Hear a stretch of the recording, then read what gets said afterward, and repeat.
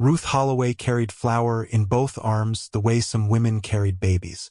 The sack edges cut into her forearms as she stepped out of Pratt's mercantile into dust and late heat.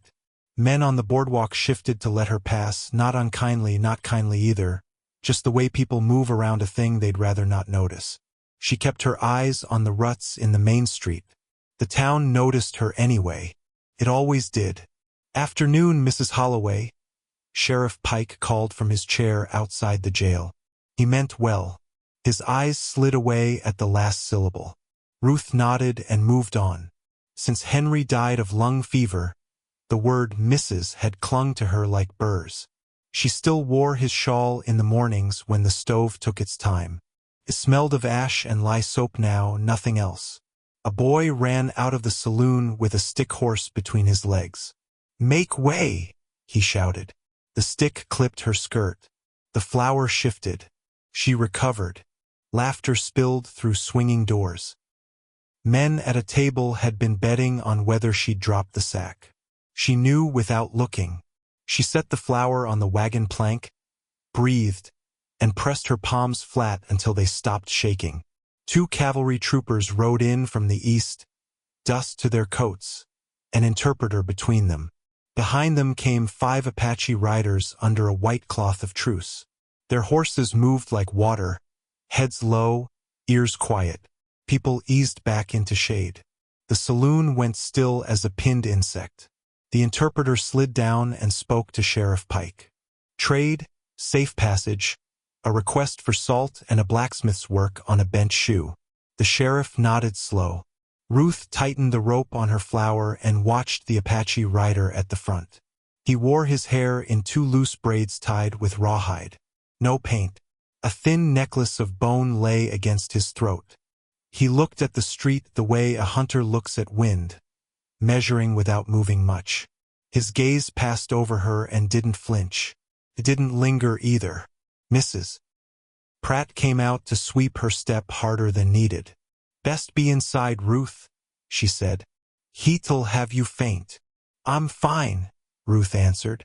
She was not fainting. She'd learned to stand still under eyes. Heat couldn't do worse than Missouri gossip had when she'd married Henry at 19 and taken on his ranch. His debts and his silence. When he died, the debts stayed. The silence grew. A mule brayed by the livery and bolted. Its lead came loose. The animal charged across the street, head high, whites of eyes showing. It angled toward the boardwalk where a girl in a blue dress clutched a broom bigger than she was. The child froze. People shouted. No one moved. Ruth did. She dropped the shawl and the flour and stepped into the mule's path with both hands open, voice low. "Ho!" The animal veered, shoulder brushing her hip hard enough to bruise, then slammed into the trough and stopped. Water sloshed her skirts. The child cried once and then bit it back. Ruth took the girl's elbow and set her behind a post. "All right?" she said, breathing hard. "All right." By then, a man from the livery had the lead. He made a show of tugging the mule and said nothing to Ruth. The saloon doors flapped. A few claps beat the air, mean as rain on tin. The Apache at the front had dismounted without sound. He came to the trough, tested the mule's shoulder with his hand, then turned to Ruth. He glanced at her hip where the cloth darkened. "You hurt?" "No." He studied her face. "You moved first. Someone had to." He gave a single nod as if that matched something he already knew about the world. The interpreter approached with the sheriff, offered a tight smile to Ruth, then signaled her aside as if she were in the way. The Apache rider lifted the dropped shawl from the dust with 2 fingers and set it on the wagon plank. He didn't hand it to her. He didn't make her reach. "Name's Nantan," the interpreter said to the sheriff, tapping his chest toward the Apache. "Speaker for his band." Nantan looked again at Ruth's hands, flour caked in the creases. He spoke softly to the interpreter, who blinked and then translated with a small frown. He says, "The one who stands when others sit is seen." "That's so," Sheriff Pike said, watching town eyes flick from face to face. Ruth pressed her shawl to her hip to block the wet. She didn't answer anyone. She picked up the flour and stepped toward the wagon. When she lifted, the rope slipped. A second hand steadied the sack from the other side, bone necklace, rawhide bracelets. Nantan met her eyes, then let go when the weight caught. He stepped back. She set the sack, nodded once. He nodded back. Took less than a minute. Still, gossip needs only a breath to take root. By sundown, the town had a story. The fat widow showed off for the Indians. The Apache liked what he saw. By morning, there would be more of it. Ruth rose before light and split kindling with slow, sure strokes. The stove drew clean. She set the kettle, folded Henry's shawl over the chair back, and watched steam cloud the small window. The bruise at her hip blossomed purple. She pressed it once and left it alone. At first bell, she hitched the gray mare and drove into town with eggs and 2 wheels of cheese wrapped in muslin. Selling early brought better coin before men had time to get brave with noon liquor. Clouds stacked low over the eastern hills, heavy but holding. Outside the mercantile, Mrs. Pratt took the eggs without comment, weighed the cheese and set it on a shelf. "Price is low this week," she said. "Trail herds do. Milk's about to flood us." "It's good cheese," Ruth said. "Didn't say it wasn't." Men drifted in behind Ruth and filled the doorway. The liveryman from yesterday smirked. "You wrangled that mule on purpose, Ruth? Showing off fair your new friends." Ruth counted her coins, slow so her fingers wouldn't fumble. "I kept a child from getting kicked." "Same thing," he said. Sheriff Pike stepped in then, hat in his hands. "Need a word, Ruth?" His voice held apology he didn't name. Outside, he kept to the edge of the boardwalk where shade kept the glare off his eyes. "Fort Whitley heard about the visit," he said. "Captain Briggs wants to set rules for when those bands pass through. He's asking me to look into any dealings." Ruth waited.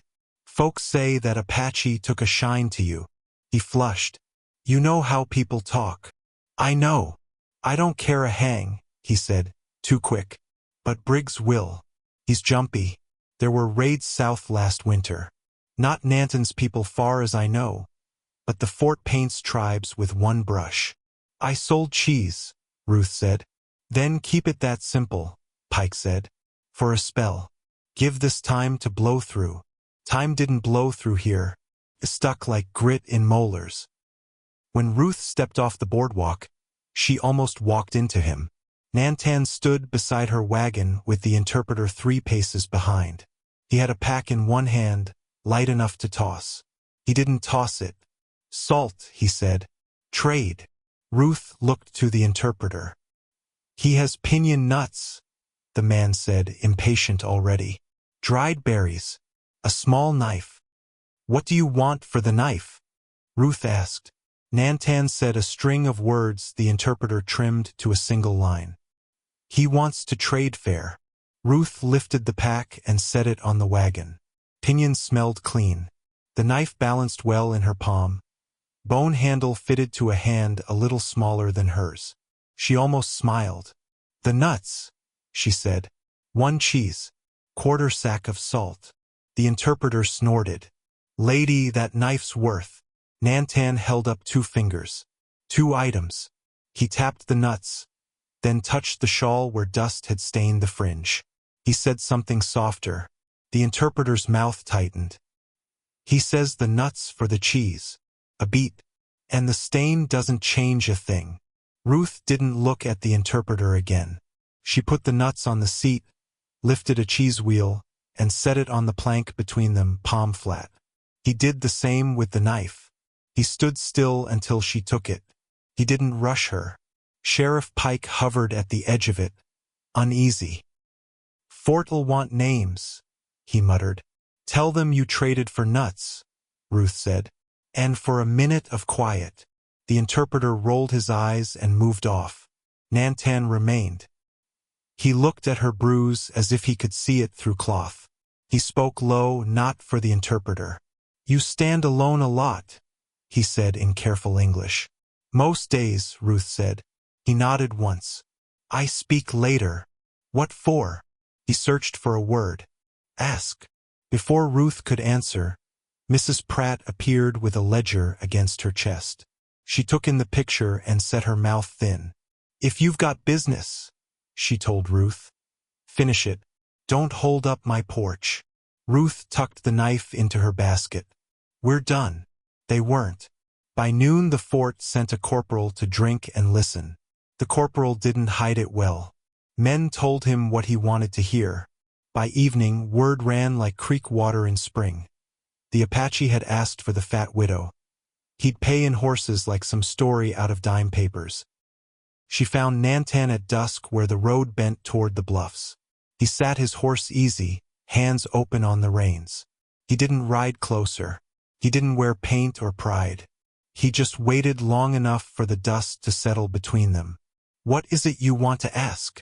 Ruth said. He pointed toward the hollow where her house sat, cottonwoods marking thin water. You live there alone. Yes. You carry heavy, he said. It wasn't a question. Yes. My people pass here between winters, he said. We trade. We try to come without trouble. Men in town make trouble to show they are men. Ruth's jaw worked. They talk, she said. They always have. He nodded.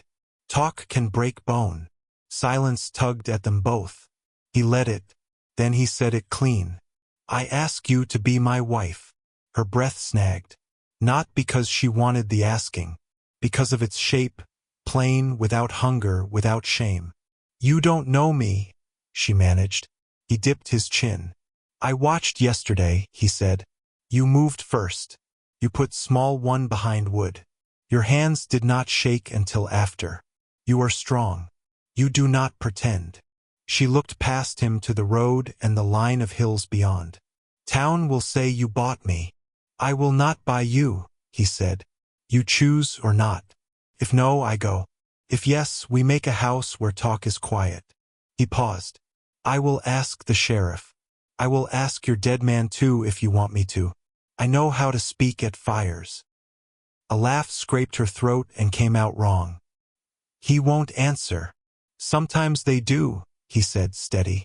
She stood with her hands on the wagon edge until her fingers found splinters Henry had left years back. She pressed them in, tiny pains to anchor bigger ones. Give me till morning, she said. He nodded once and turned his horse without flourish. He didn't look over his shoulder. Men who mean a thing don't chase it with eyes.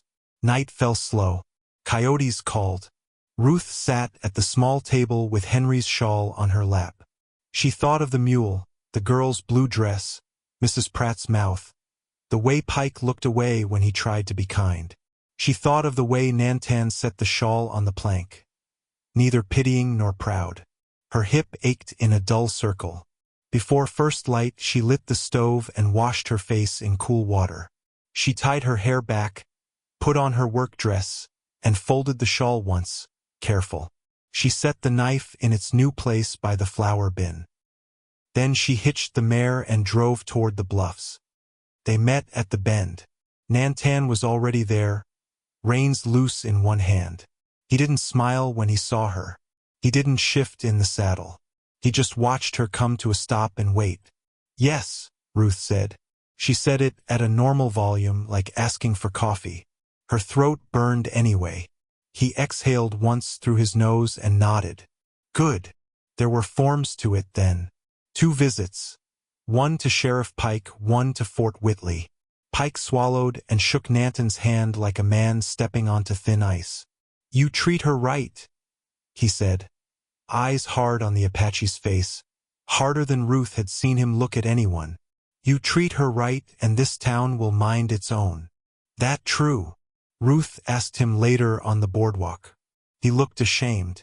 Mostly. At the fort, Captain Briggs wore crisp blue and a mustache like a line drawn by ruler. The interpreter stood at his elbow again, ready to disapprove. Illegal, Briggs announced before they Saturday, unwise, and I do not sanction unions that complicate relations. It's not yours to sanction, Ruth said. It is when it threatens peace, Briggs said, voice sharpening. Peace isn't threatened by vows, Ruth answered. It's threatened by pride. The room cooled. Briggs's jaw set. He sighed. You invite danger on yourself. I don't have men enough to protect foolishness. I don't need your men, Ruth said. I need you not to invent trouble where there isn't any. They walked out with a scrap of paper that meant nothing except that Briggs had put some words to the idea that he would not interfere unless fired upon. That was as good as it would get. News outran them to town anyway. By dusk, a ring of faces had gathered outside the livery, small knots of talkers pretending not to watch. A woman spat near Ruth's boots and missed. A boy laughed and then looked scared he'd been heard. Ruth kept her eyes forward. Nantan kept himself one step to her right, nothing aggressive in it, only a simple fact. He would be there if something tipped. Something did. Not in town. Out on her place. 2 nights later, the horizon to the west turned the wrong color. A dry storm walked in with wind but no rain. Lightning stitched the ridge. It found grass gone pale with heat and put a match to it. By the time Ruth smelled smoke in her yard, fire had already crouched in the lower pasture and begun to stand. She ran for the pump and the barrels, pulling water with both arms until the rope burned her hands. She soaked the shawl and laid it along the sill. Sparks blew in like seeds. The gray mare screamed in the corral. Nantan came over the fence in 3 long strides, 2 men with him, and a woman behind them with wet blankets. He didn't ask permission. He put his hands on her shoulders and turned her toward the corral.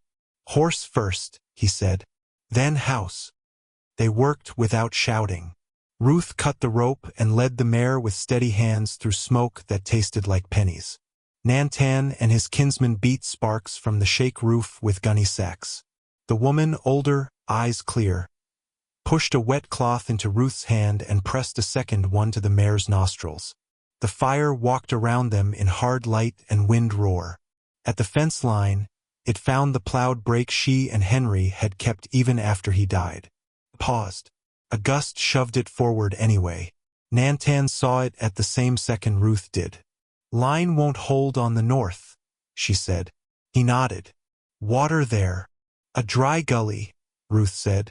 But the old sluice gate. He was already running. She went with him, skirts too heavy, breath-cutting. They dropped into the gully and shouldered the rusted lever together. It moved like old bone. Again, he said. They heaved. The gate jumped, then dropped. Far up the line, water that had been held for nothing but memory found an open throat and came. It arrived as a trickle, then a run. The gully grew a voice. The fire met it and hissed, then stumbled. The line held.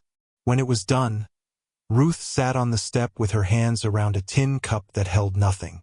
Nantan stood 10 feet away, smoke black at the cheekbones, hair damp against his neck. The older woman, his aunt, Ruth gathered, pressed a jar of salve into Ruth's palm. Hands, the woman said in workable English, and waited until Ruth spread her fingers. Nantan watched her face, not her hands. You did not run, he said. I live here, Ruth said. I don't run from my own door. He looked at the house, singed but upright, and then at the trough where the mare drank, head low, shaking with each swallow. He looked back at Ruth. Tomorrow, he said, we speak the words. Here, Ruth said. Here, he agreed. Word reached town before dawn. The Apache had fought a fire at Ruth Holloway's place and then promised a wedding over ashes. By noon, the road held soldiers at a distance, neighbors not brave enough to call themselves that, and the sheriff, hat in hand. Mrs. Pratt stood farther back with her ledger clutched like a shield. Ruth stood in a clean dress. She wore Henry's shawl over her shoulders because it had stood the night with her and she would not give it up. Nantan wore the bone necklace and a shirt without ornament. He held a small ring of mesquite wood, grain rubbed smooth with oil and thyme. He had made it between dawn and noon, to fit his thumb at first. He'd shaved it down with a small knife until it fit hers. No one clapped. No one jeered. The sheriff cleared his throat and said the words he had authority to say. Nantan said his own in a language that carried more wind and less iron. Ruth said yes again and didn't cough. Captain Briggs did not come. His corporal did. He stood at the fence line and counted heads, then counted again. When it was done, the older woman tied a strip of blue cloth around Ruth's wrist. "For water," she said, "and long mornings." Ruth nodded and felt something in her chest loosen for the first time in years. That night, rain finally came. The rain broke the heat. It didn't wash talk away, thickened it. Dime novel men rode through 2 weeks later and parked their lies at the saloon, trading drinks for details. They didn't get much from Sheriff Pike. They got too much from the liveryman. A month into the marriage, Fort Whitley sent a new officer, Lieutenant Morley. Lean and eager, hat set too straight. He had orders to take stock of alliances, which meant count who slept where. He arrived at Ruth's yard with 2 troopers and 2 questions he asked like commands. "You living here alone with this man?" he said. "My husband," Ruth answered. Morley's mouth tightened. "It's my role to ensure no one is being held." "I am held by no one," Ruth said, "except by choices I made myself." Nantan stood with one hand on the fence post and watched the lieutenant's eyes move. He didn't fidget. He didn't speak. He saved words for when they made a difference. Morley stepped past Ruth toward the door. Nantan moved a half pace to the side and stopped him without touching him. Silence drew taut. Ruth felt it along her forearms, same as the first wind of a dry storm. She stepped between them and kept her voice level. "There's coffee on the stove," she said. "You can drink it here in the yard.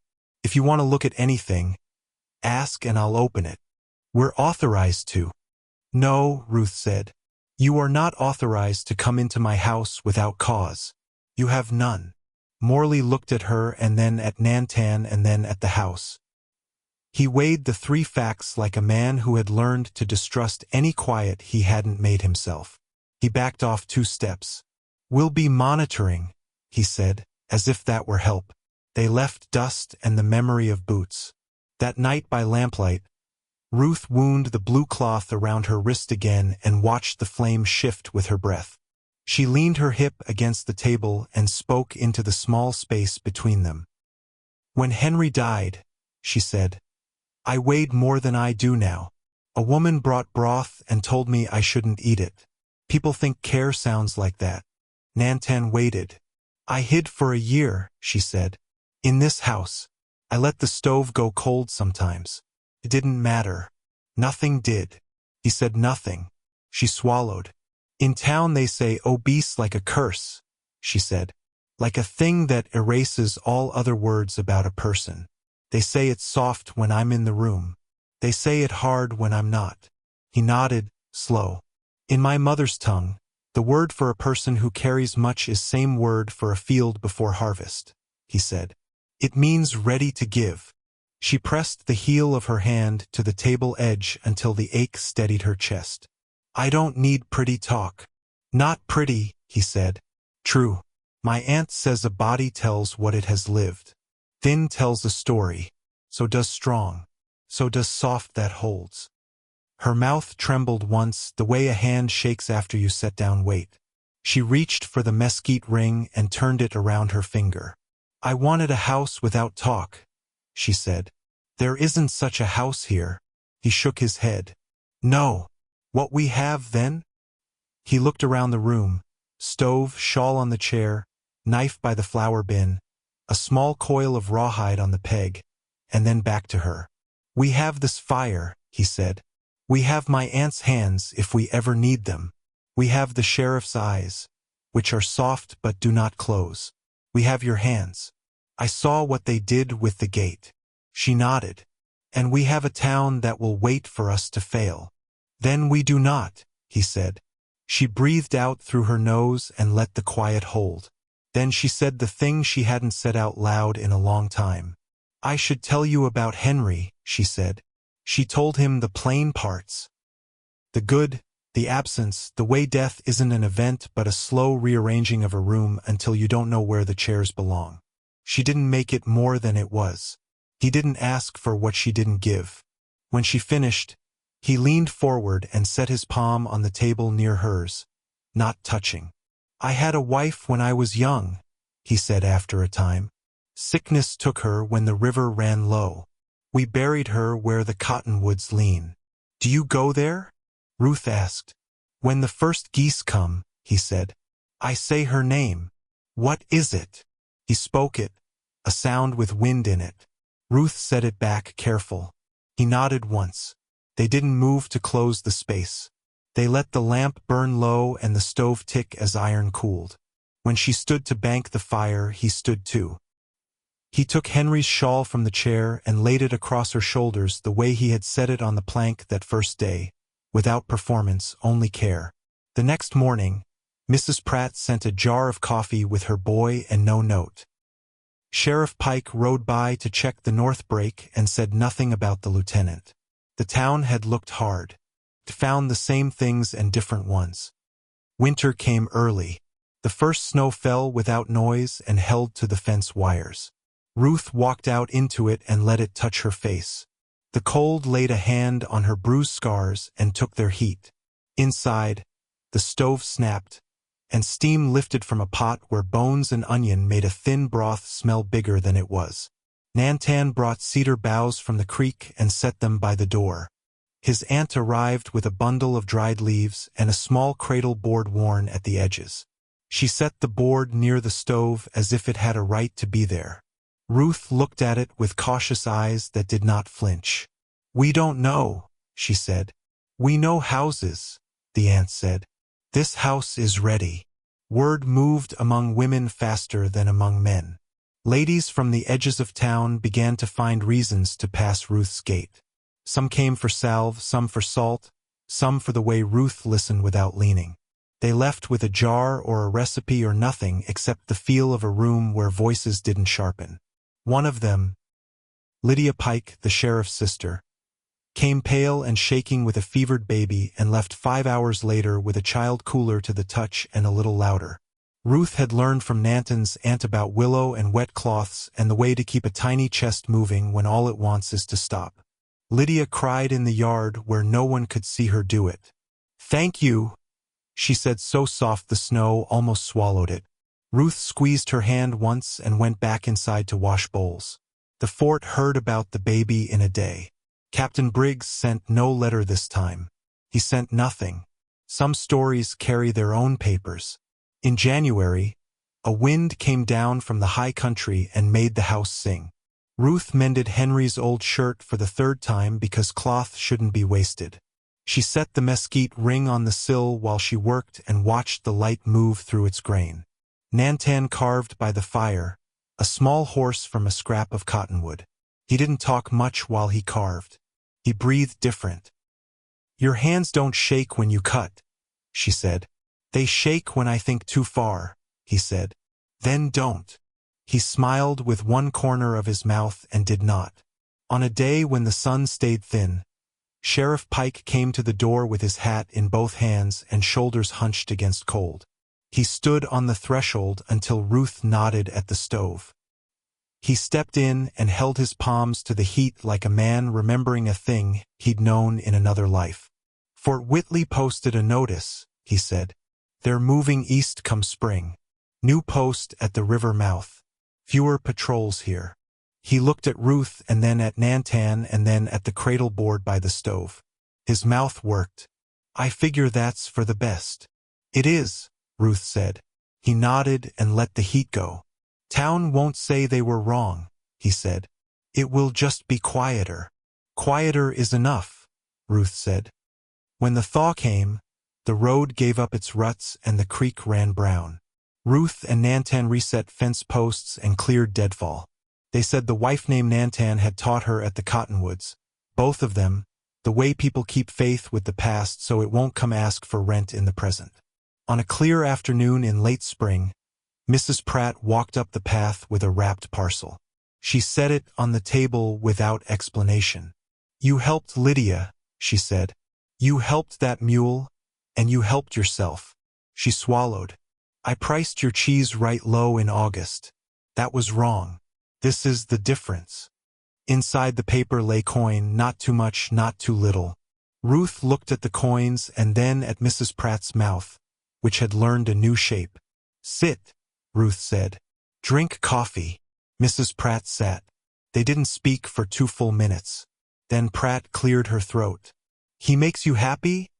She asked, chin toward the yard. He makes the house quiet, Ruth said. And steady. That's not nothing, Pratt said. She stood, awkward with her own hands. I'll send word if the fort breeds new rules. Do, Ruth said. That night, with windows open to lift the heat, Ruth set Henry's shawl across the chair again out of old habit and then stopped. She took it up and folded it a new way and laid it along the back of the cradle board. She smoothed the edge, not dramatic, just careful. Nantan came in with dusk on his shoulders and paused in the doorway when he saw it. He looked at her face and not at the board. You want that there? He asked. I do, she said. For what comes or doesn't. He stepped close enough to touch the shawl. He didn't. He drew the thin bone necklace over his head and set it on the board beside the shawl. For both roads, he said. They ate beans and cornbread and listened to a nightjar call by the creek. After dishes, Ruth pulled the mesquite ring from her finger and held it up in the lamplight. I never told you, she said. When you asked me that morning, I wanted to say yes because it was a way out of the noise. That's not enough reason to marry. I waited a night to see if I could find a better one. And I did, she said. You set the shawl down that first day without making me feel small. No one had done that in years.